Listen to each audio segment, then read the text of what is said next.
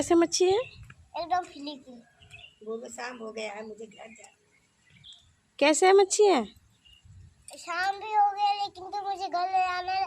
आप आ गए तो देना ही पड़ेगा। 100 रुपये किलो दे दो। ठीक है पन्नी में कर दो पैक।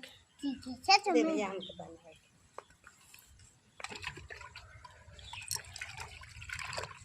बारिश आवत है। ए रीनू, है के बना दे।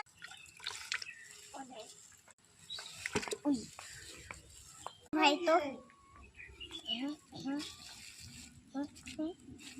रुको डालो भाई। अभी ठीक है भाई।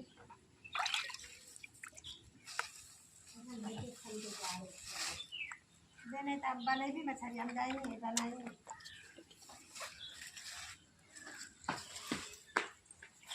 हो गया भाई? हाँ ठीक है। एकदम जा भी